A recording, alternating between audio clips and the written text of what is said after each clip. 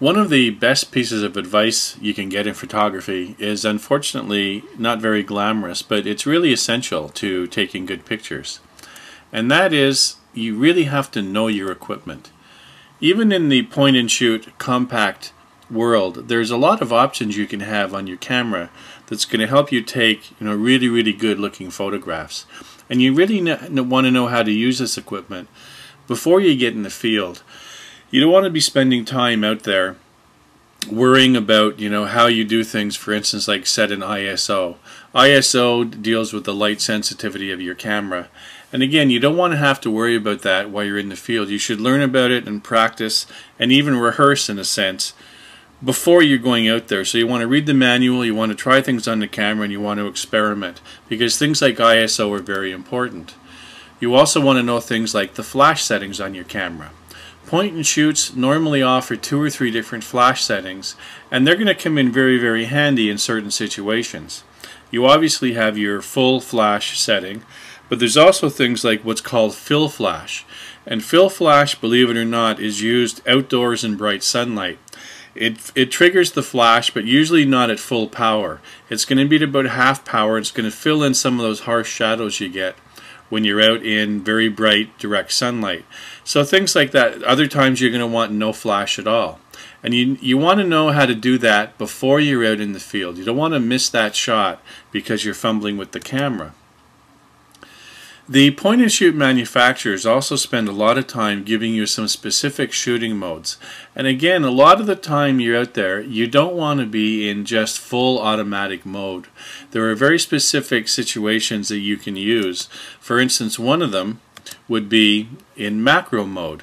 And that's where you want to get some nice close-up shots of flowers, or not even flowers. It can be anything where you need to be in close, where you want a lot of detail.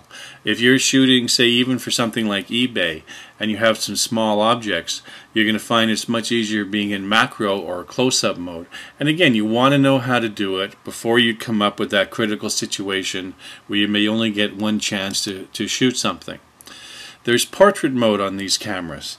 And the portrait mode is designed to keep your subject, the person you're photographing, nice and sharp and focus, but you want the background slightly out of focus. You want people paying attention to your subject, not to the background.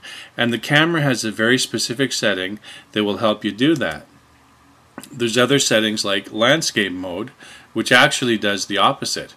You want everything from as close to your lens to the horizon as possible in nice, sharp, what they call tack sharp focus.